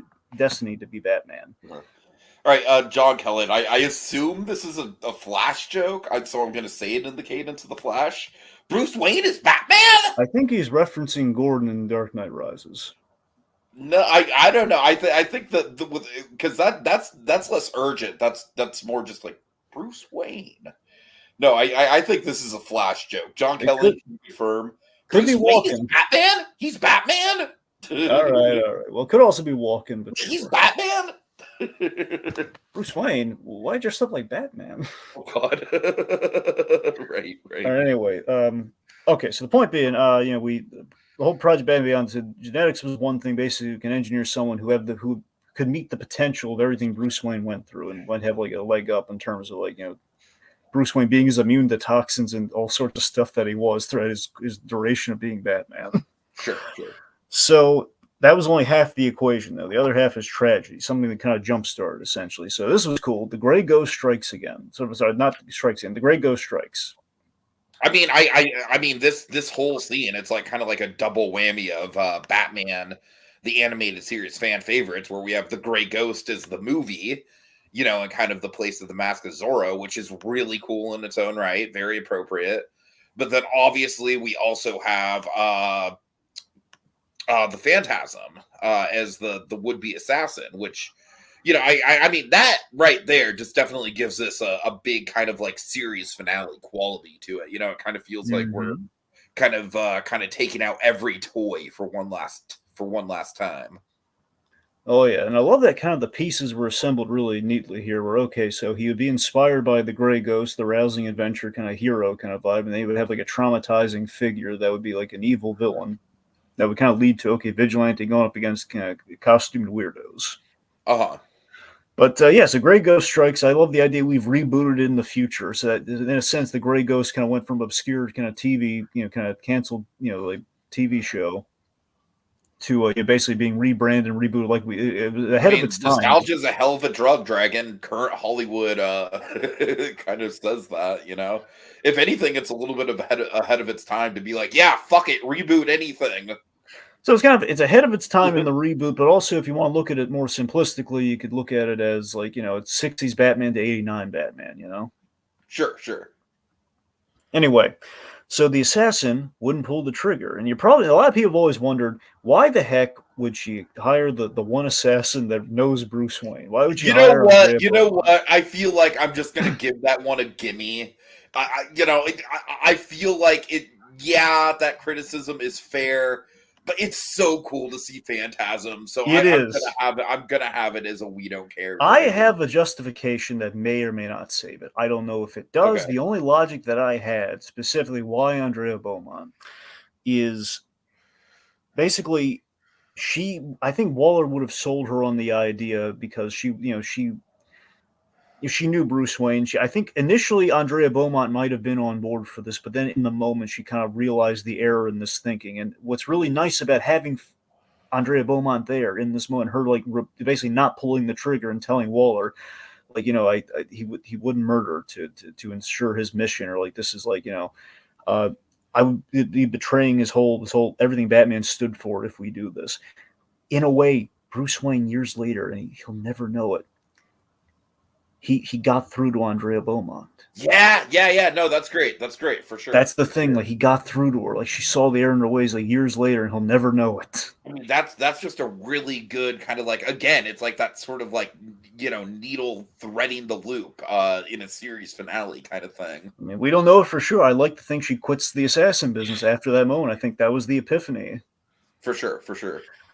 Okay, so anyway, so then Waller's has basically shelved the project, and Warren McGinnis ends up dead anyway, and that kind of like. But again, this is like what Adam Beeton's going on about the whole thing, like just like the stars just kind of aligning and just kind of like being this invisible tether between these characters that they are fated. It's like Fievel in American Tale. It's the fact that they're so close. If they just knew how linked they really were, they're kind of passing in the night almost. Just like. That these characters are destined to meet each other, and he's supposed to be Batman, but again, it's the fact that they really would have no other recourse to see each other. Like they are absolutely linked, but they don't know it. Exactly. Okay, so Amanda Waller's introspection here is brilliant. Just the idea that the good book's been a comfort in my later years, and basically she don't look so surprised. Just. For this is really sweet, but for all the harm, I have a lot to answer for when my time comes. But for all the harm I've caused, I'd like to think I've done some good. She puts her hand on his shoulder. I thought that was so nice, just saying maybe I've done something good. Sure. With him, and then he says he also gave us free will. And I've kept an eye on you your whole life, and this is so heady. It's like essentially this is kind of Terry talking to essentially his creator, essentially kind of the godlike figure in a cosmic sense here to him. So again, he's getting kind of life's questions here about destiny and everything. About she's responsible for everything. She brought him into existence to a degree, at least the way he is. And just saying that there are similarities, there are differences. You don't have his smarts, but you have the same heart. Never have I known someone who cares more about their fellow man than Bruce Wayne, except maybe you. Mm-hmm. Then she brings it home. She exits the room and says, if you want to have a better life than the old man, care for the people that love you, or don't. It's your choice. Oh yeah.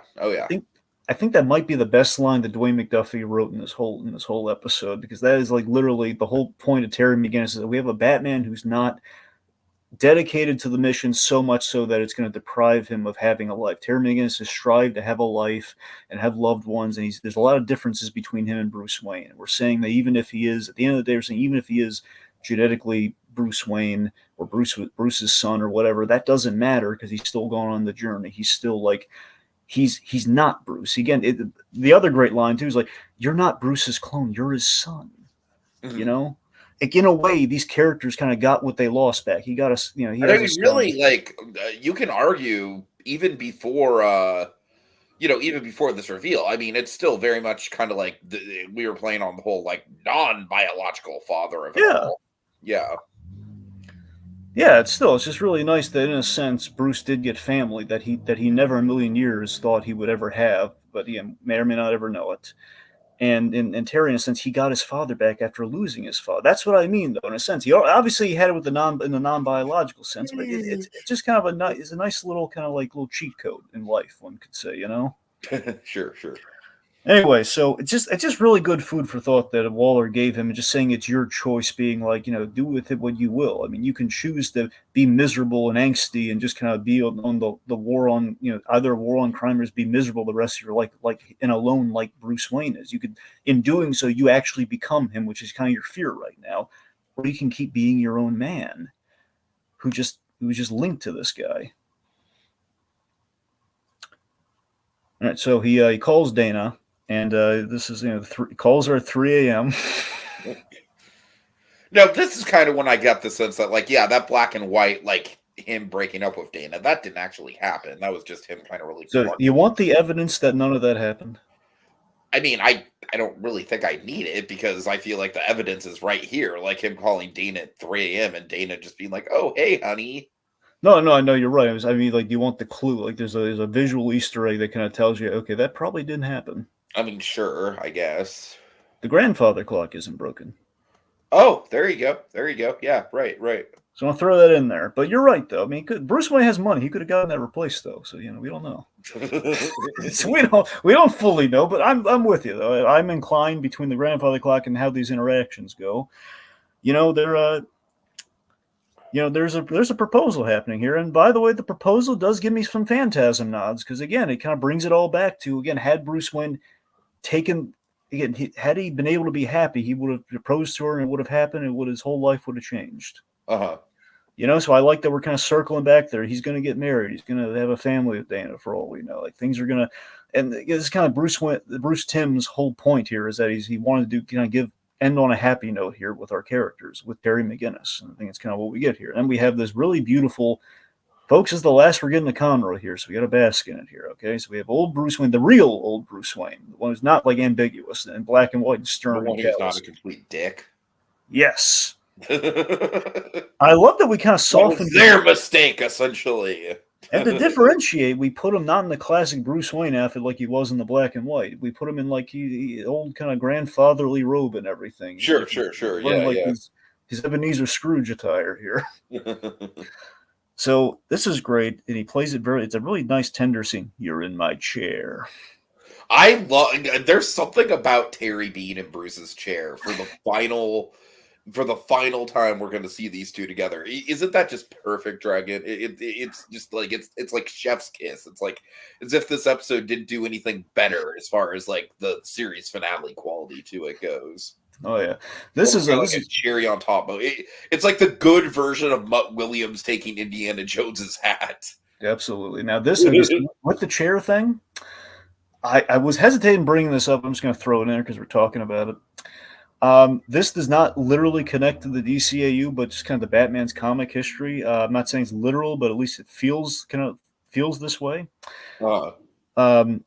That chair, that desk setup, and we've seen it before, but it's that desk setup, but the way we're shooting the windows behind with the full moon, my heart of hearts, I feel that's a nod to the origin of Batman, given how much we're talking about like the whole origin of Terry McGinnis in this episode with the bat crashes through the window and like the original, that's it, I shall down the omen of a bat, the very original one, where he's like, sure. Like he just flies through the window, or in year one where it crashes through the window. So the idea of like we're kind of in that in Wayne Manor, that's where it happens. Right. So I like to think symbolically we're kind of doing that. Anyway, so you're in my chair, and then we have like where the devil have you been? It's it's the three of them. It's just like I had some stuff to take care of.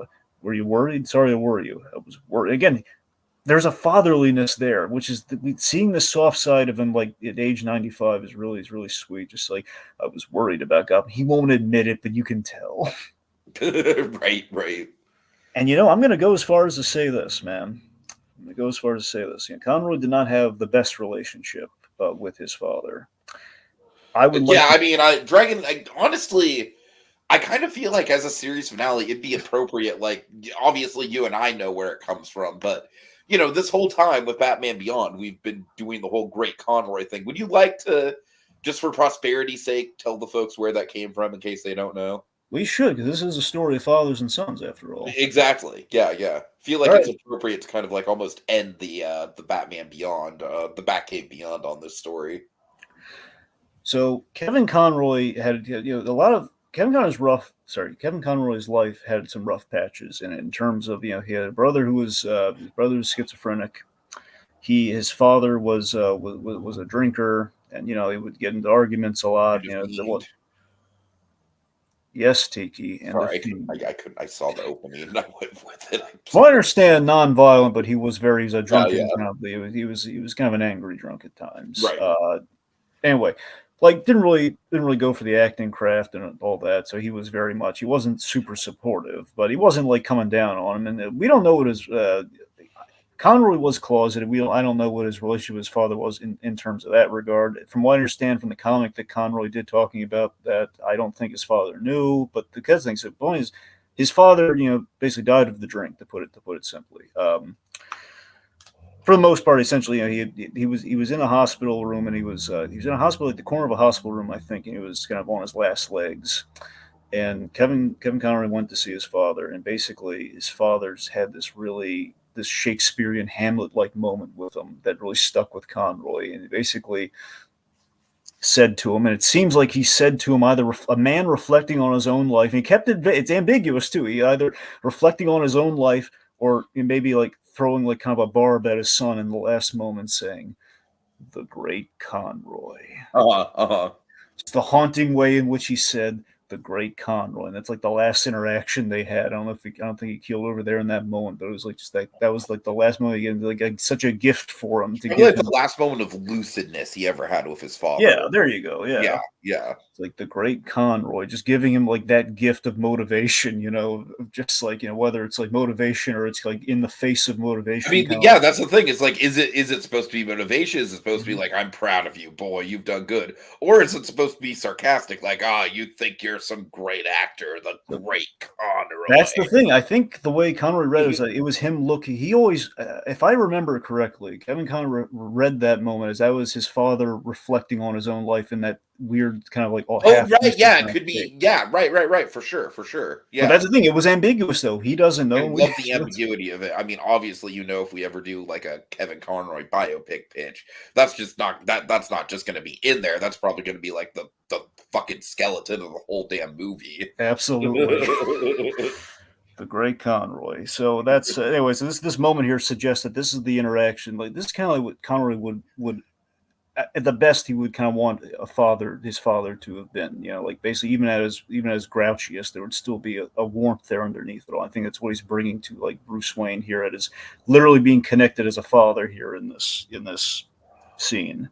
I was worried about Gotham, but again, we've always noted in Batman Beyond like how Bruce kind of softened to Terry over the years, even as the non-biological, Sure, son. sure. I made you some soup, but it's cold. I'm sorry, there's something like so bittersweet about that. Just Bruce going through the energy at his age of making Terry the soup and Terry not eating it. I don't know. There's something kind of melancholy about that. With the father parallels here, the other thing too is that again, it's basically Bruce Wayne is full on become Alfred at this point. He's not Exactly. necessarily, Right, for sure, for sure. so he's making soup. He's concerned for Terry, but again, it's through the gruffness of Bruce Wayne just not admitting that though. And I love this pill gesture, by the way, where he's going for the pills, and Terry again thinking back to that earlier pill scene where he left him there to scrounge. He takes it out of his hand gently and he unscrews the top and he gives him some like, I'm on it always. Uh-huh. Anyway, so then Bruce again getting back again, focusing to the mission, but not aggressively. He says, "Oh, Kent called. Says nothing apocalyptic, as in Superman. Superman called. Need your help with just need your help with the case. Wants your opinion on it."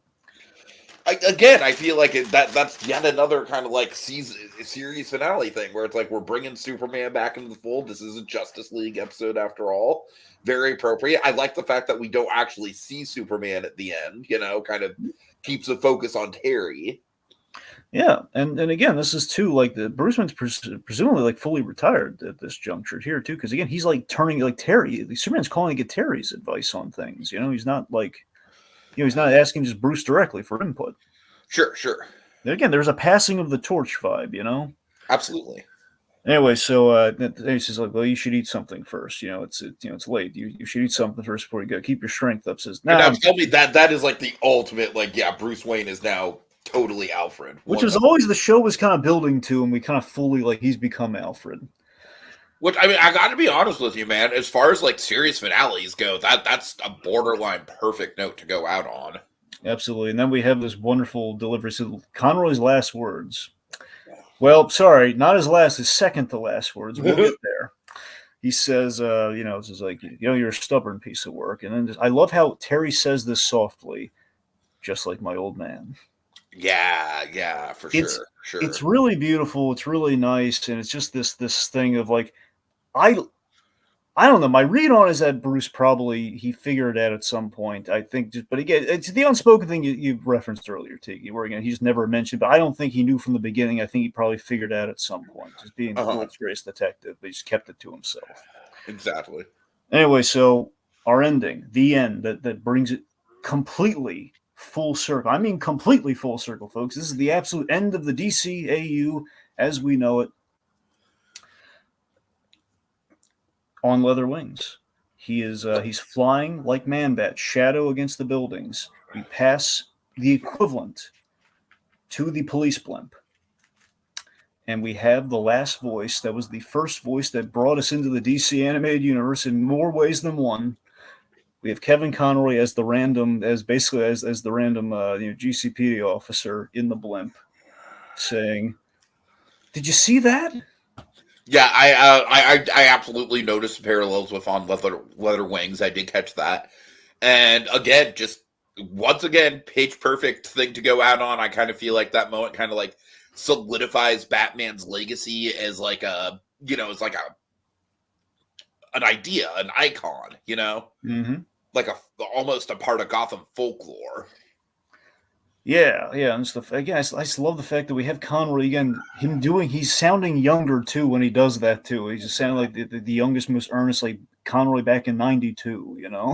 Uh-huh. When he says it, because again, that was just him doing like the ancillary character. When the voice acting, they hired to do like up to 3 characters essentially. So he's Batman and like some ancillary, like the blimp guy, and then just like like a random guy at a party.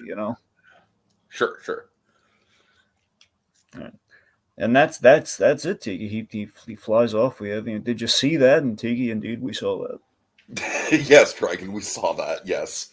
Okay, before we get into final thoughts, I'm going to go over some comments here. Let's see. John Kelling says, "Sometimes I lay awake at night and wonder what Batman would have been like." Well, I assume Batman Beyond. He's saying would have been like if they produced it after Justice League and JLU, and then I remember I have cheese in the fridge and I eat it instead.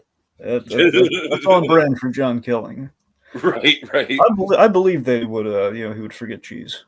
We have Galvatron over 9,000 saying, John Kelly, it would be something different for sure. Indeed. Okay, Dragon, address this. John Kelly's like, Batman and Harley Quinn, Justice League versus the Fatal Five. Okay, first of all, still is the ending of the DC animated universe because it's this is chronologically where it all ends, which is kind of where we're building to. Sure. We did talk. We didn't do it through Batcave, but we did talk about Batman and Harley Quinn. Which, let's face it, that thing does not deserve the label of animated Batcave. It just doesn't. No.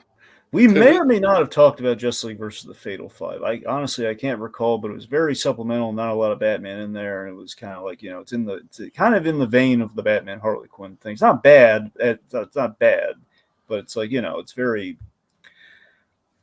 I know we've talked. I don't know how in depthly if we dedicate a whole podcast to it though. So yeah.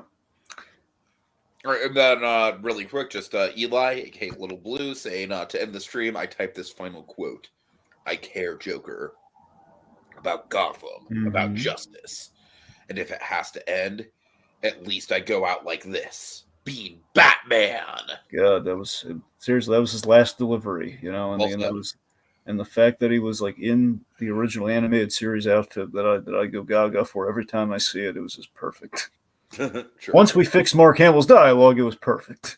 All right, so final thoughts on my end. I think this is virtually pitch perfect. I feel like the one note I would have is that the biological father thing comes out of nowhere, but I do feel like between Amanda Waller being the one pulling the strings on it, which does make a lot of sense with her character, and then also kind of like the shades of like Bruce and Terry have always kind of had that father-son dynamic, and kind of the ambiguity of if Bruce knows, that kind of gives a little bit of a shade of Gordon. So yeah, I've kind of come around on it, honestly, throughout the course of the conversation. I still think it's probably the element of the episode that kind of doesn't land with me the most, but I still think it's fine. And everything else, this is genuinely, Dragon, I'm just gonna say it. This might be one of the best series finales I've ever seen. It's so crazy too, because this is not even technically a Batman Beyond episode, but I feel like, in spite of the fact that this is technically a Justice League Unlimited episode, this is like a pitch perfect finale to not just Batman Beyond, but also Batman the Animated Series, and as you noted, the DCAU as a whole. Just the finality in this is just off the charts, like going back, mirroring on leather wings at the end, the finality of the passing the torch moment with Bruce and Terry at the end there. Just everything sings, we get the cameos from really key figures that we've met over the years. We have one of the absolute most heartbreaking and genuine Batman moments ever with the Ace thing. Just this episode is just goddamn firing on all cylinders, man. It's awesome. I really love it. Yeah. Oh yeah, it's John Killing saying we never got a Riddler Beyond. Shame. well, apparently in the original plans they were going to kill off Riddler if they did do a Riddler Beyond, so we're kind of glad we didn't do that. Fair enough. All right, final thoughts, Dragon. Final thoughts. Again, Epilogue. Epilogue sounds special. It's something that endlessly impresses me. Just the fact that again they had it was forward thinking in the fact, okay, just think whatever happens, we're going to have an ending to it all, and we're going to make it count. We're also going to amend the fact that, sadly, Batman Beyond didn't have a true blue ending, so we're gonna amend that and also have it kind of jive with everything that Justice League Unlimited Season 1 was about.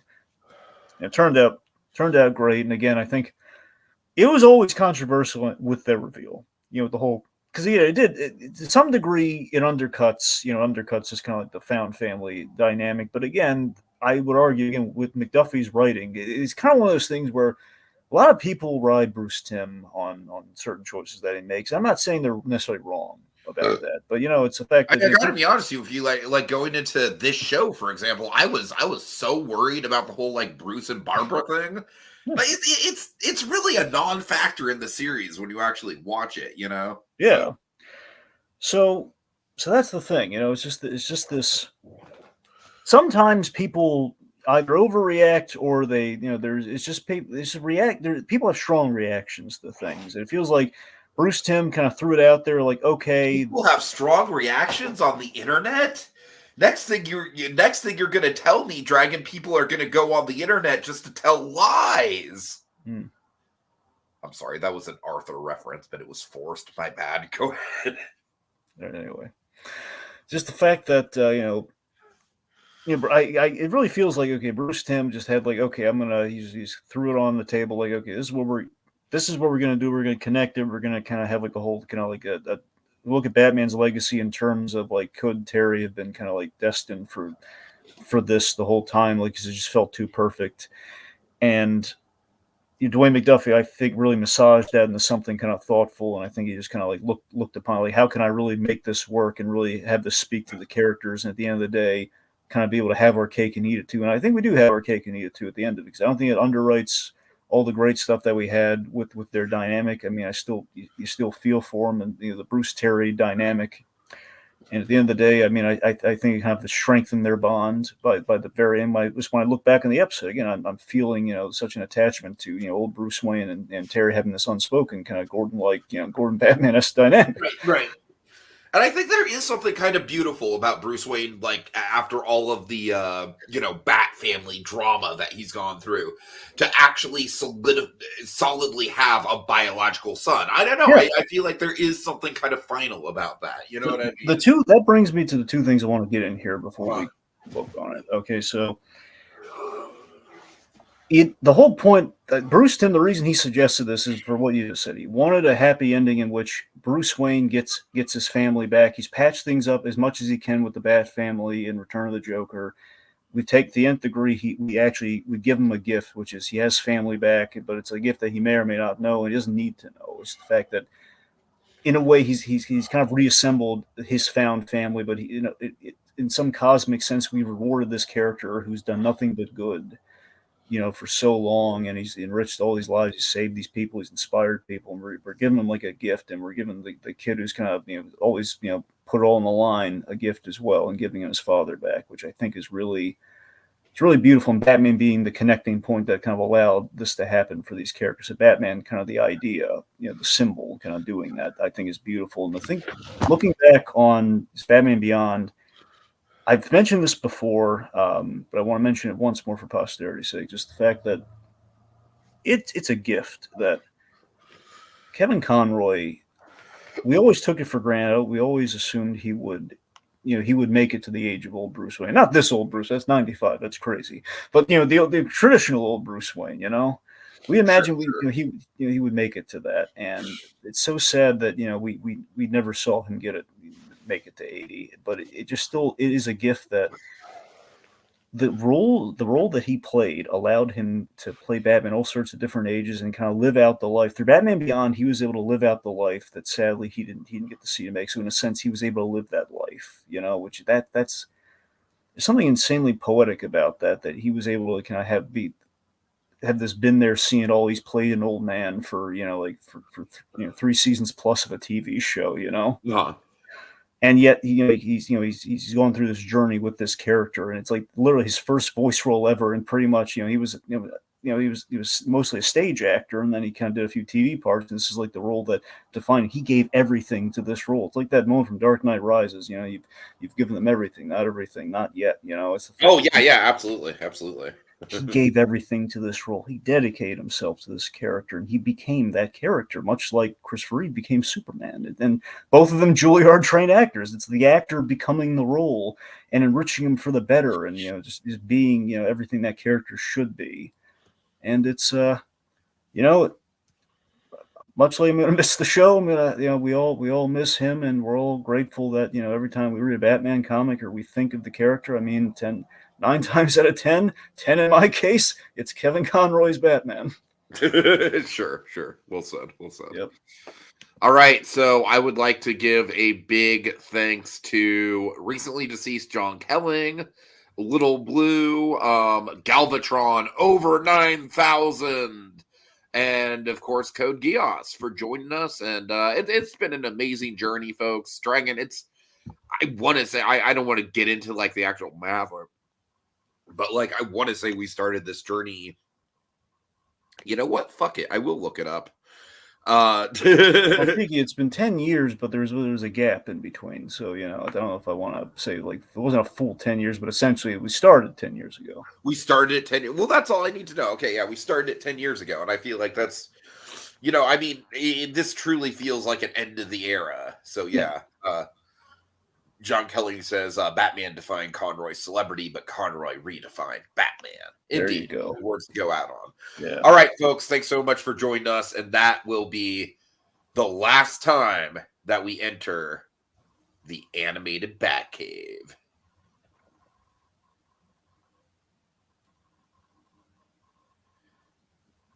Okay, fine. I'll do the funny one. Being Batman is a curse!